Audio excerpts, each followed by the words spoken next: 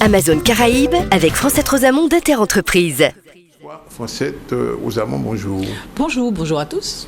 Et le journal Inter-Entreprise sort incessamment sous. Voilà, il est déjà en ligne, donc on peut le trouver sur Inter-Entreprise, www.interentreprise.com. Oui. Et puis sinon, il sera en kiosque à partir de lundi. D'accord. Alors, aujourd'hui, Francette, on va parler de l'AFD. Beaucoup de gens entendent parler de l'AFD, l'Agence française de développement, se disent, est-ce que c'est un requin qui vient puiser dans les caisses des Antilles-Guyane ou est-ce au contraire un sponsor? Alors, la réponse. Je ne pense pas qu'on puisse dire non plus que ce soit un sponsor, non, parce qu'il ne donne pas à fond perdu. Non, donc, l'AFD, c'est l'Agence française de développement, c'est l'agence qui accompagne le développement des territoires et qui est aussi présent dans le monde, puisque c'est vraiment le bras séculier, voilà, Haïti, le bras séculier de la France pour accompagner le développement des pays. Et donc, l'AFD, pour pouvoir permettre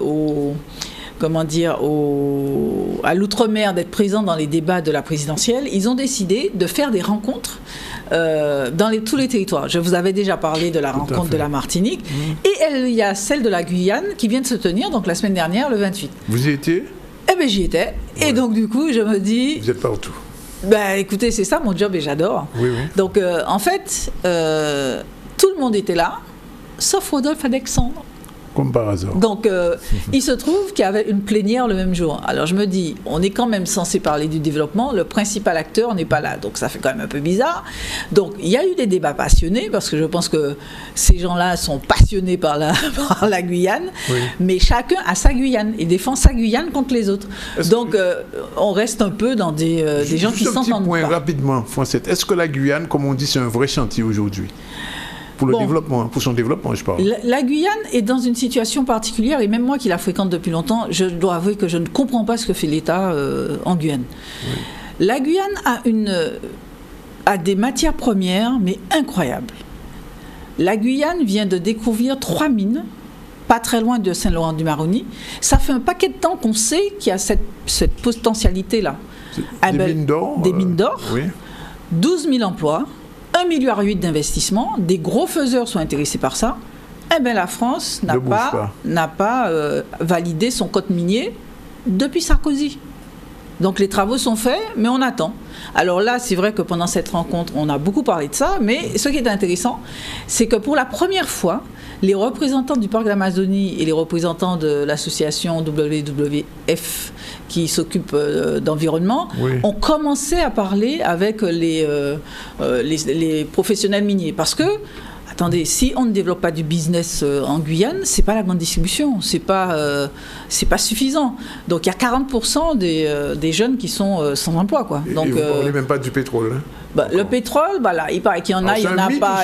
C'est une intox. Non, vous savez, on n'a qu'à regarder déjà le pays jusqu'à côté, le Suriname, donc je ne comprends pas pourquoi ça serait arrêté à la frontière de la Guyane. Oui. Et puis deuxièmement, on est sur la même ligne que Trinidad et puis l'autre côté de l'Afrique, il y a du pétrole. Oui. Donc il y a des matières premières, mais en tout cas, il y a des investissements qui se font à Saint-Laurent-du-Maroni. Il y a un port tourné vers les énergies et les matières premières qui est en train de se mettre en place. Donc je pense que d'ici quelques temps, on va nous donner des informations officielles. En tout cas, c'était pas encore sur le haut de la pile. Et puis deuxième piste déployée, c'est celle qui concerne l'agriculture.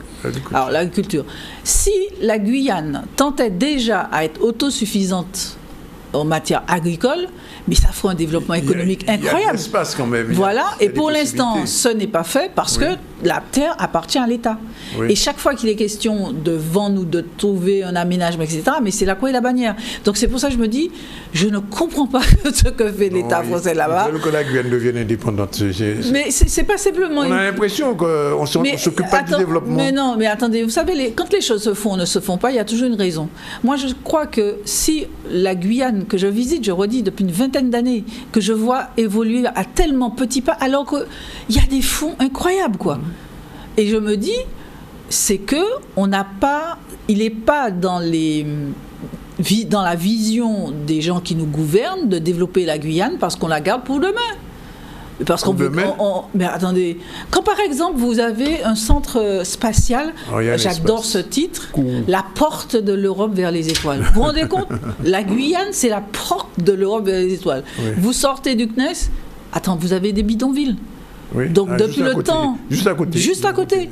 Donc depuis le temps que ça dure, c'est que bien il y a une raison Si vous voulez vous loger à Kourou, c'est impossible. C'est plus cher que sur les Champs-Élysées. Absolument. Donc, vous dites, il y a quelque chose qui ne va c'est quand pas. même un petit ghetto, il faut le dire aussi. Hein. Oui, non, mais quelque part. Mais moi, je ne regarde jamais les choses à leur finalité. J'essaye toujours de remonter et je me dis, si les choses ne se développent pas, alors qu'il y a des fonds, c'est que il y a des raisons. Il y a une volonté. Il y a des raisons. Il y a une volonté d'absence de volonté, en fait. Par exemple, on pourrait dire ça comme ça. Alors, sur la Martinique, la Guadeloupe, c'est lundi prochain. Vous y serez? Donc, oui, j'y serai. Et donc, dans une semaine ou 2 semaines, vous nous raconterez ce Voilà, mais bon, je pense que Quels sont gros les chantiers pour la Guadeloupe? Rénovation urbaine? Ah, mais non, attendez, laissez-les parler d'abord. On va parler de ça après. Mais en tout cas, il y aura du lourd. Ils seront tous là. La région, le département, enfin, tout le monde est pointé, tout le monde est là. Donc, après, vous savez, l'AFD, on peut être plus ou moins d'accord avec, mais en fait, ils sont en train de faire quelque chose parce que nous n'arrivons pas à le faire, c'est-à-dire parler entre nous. Donc ils nous mettent dans une même pièce, tout le monde, de manière à ce qu'on puisse se dire déjà bonjour, et puis qu'on puisse se dire, tiens, et si on faisait tel développement ensemble? D'accord. Voilà, donc je me dis, saluons l'AFD, mais Poutine ou pas qu'à faire nous-mêmes, quoi. Ouais. Non, ça c'est là. C'est le mental. Non, mais c'est pas simplement là, c'est que quelque part, c'est le mental. Quelque part, la vision des territoires n'est pas suffisamment portée et habitée. Mais Foncette, j'ai un exemple tout chaud qui n'a rien à voir avec ça. Regardez un peu ce qui se passe à l'université en ce moment. L'université est en train d'exploser encore. Encore une autre fois. Oui, d'exploser, ou même pas d'exploser, parce que deux pôles n'arrivent pas à s'entendre, etc. etc. Alors qu'on aurait pu imaginer que, comme c'était Mancé Caster, le diable en personne, non, que les choses se seraient calmées. Pas du tout. À tel point que, personnellement, je ne lis même pas ce que je reçois, parce que je me dis, c'est pas digne. C'est pas digne. Oui. On a des jeunes martiniquais, guadeloupéens à former, et là, c'est un spectacle qui est vraiment... Lamentable. Vraiment. C'est vous qui l'avez dit. L'emploi du temps partagé, qu'est-ce que c'est? Alors effectivement... Parce que vous êtes toujours pressé, vous avez du temps à ne pas perdre. Absolument, absolument. Donc c'est une forme d'emploi qu'on voit qui se développe aux Antilles-Guyane. Donc vous voyez bien qu'on va parler de développement économique. L'emploi salarié en CDI dans la même boîte de 20 ans jusqu'à la retraite, on voit bien que ça ne... Voilà, c'est plus la vision d'avenir. Donc...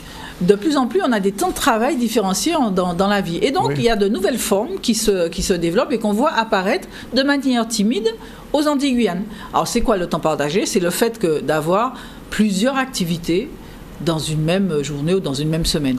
Et, comme vous faites, par exemple? Ah non, moi, mon Nyon, hein.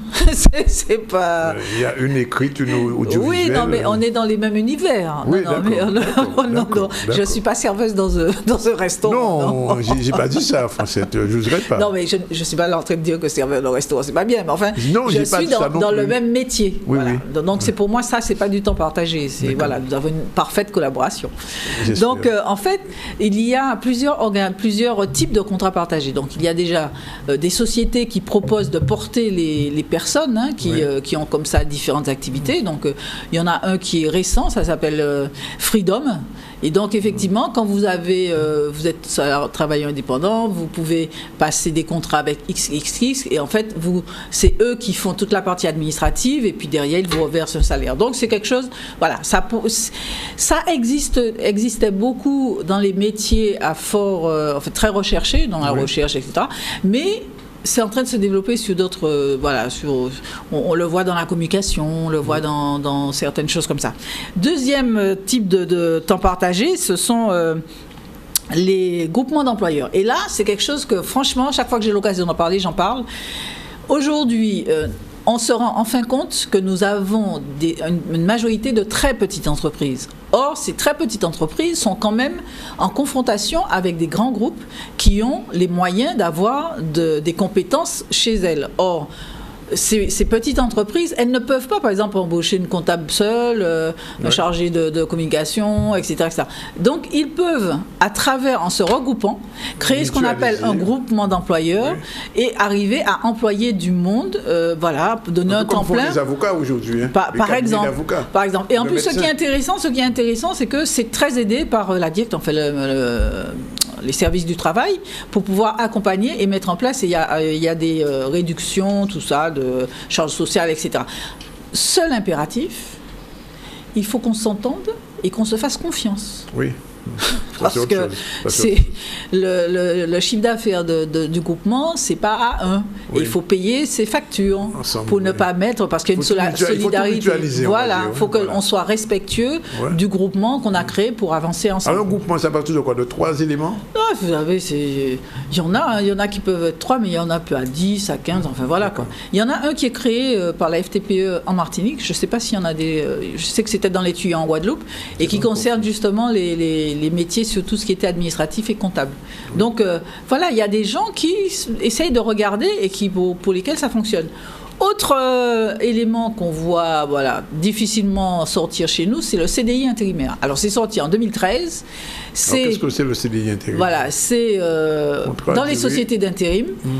Quand un salarié est très souvent utilisé par 1, 2, 3 clients, la boîte d'intérim peut lui proposer de l'embaucher, donc de lui proposer un CDI, tout en répartissant ses travaux sur différents prestataires, clients. Alors, bon, il y en a qui sont qui regardent, qui se disent, tiens, on peut faire, et puis il y en a d'autres qui sont tellement frileux parce qu'on sait bien que l'intérim, c'est la valeur d'ajustement, quoi. Donc, pour l'instant, j'ai pas vu qu'on en ait signé beaucoup. Je sais qu'Orange en a signé à La Réunion. Je sais qu'il y avait des choses qui étaient dans le tuyau avec, je sais plus quelle boîte d'intérim, mais en tout cas, rien. Voilà, les gens, il faut avoir confiance. Est-ce que nous sommes déjà prêts, j'ai envie de dire, intellectuellement à ce type de fonctionnement? En fait, c'est des mutations de marché. Soit on reste dans le rêve du CDI toute la vie et on sait que c'est fini et qu'on va regarder le nombre de chômeurs augmenter, ou soit on se dit il y a des nouvelles formes que les salariés acceptent de répartir leur activité, mais qu'aussi les entrepreneurs acceptent de caler une vision, quoi. C'est-à-dire, on leur fait avoir confiance qu'ils seront encore là demain et de pouvoir s'engager. 2 petits mots avant de terminer sur le projet de loi de finances de la sécurité sociale. Alors, tous les ans, il y a ce qu'on appelle, parce que c'est vrai qu'on ne parle plus de Madame El Khomri. On a fini on a épuisé le sujet. Oui. Donc là, on passe au projet de la loi de finances. Projet de loi de finances, tous les ans, il y a des dispositions financières qui sont prises pour pouvoir réorganiser l'État français, le financement. Et là, ce projet de loi de finances concerne plus particulièrement la sécurité sociale. Ça s'appelle projet de loi de finances pour le financement de la Sécu. Et donc, une chose qui va faire soit bondir, soit rentrer dans le rang nos hommes, c'est ce projet de loi de finances institue la création de l'agence de recouvrement des pensions alimentaires. Ah, super. Voilà. Oui. Parce que je pense que l'État français est un peu fatigué que les femmes courent après des pensions et que les hommes disparaissent. Donc ce qui est intéressant, c'est comme c'est fait au niveau national, c'est pas strictement réservé aux Antilles-Guyane, donc partout il y a le même problème.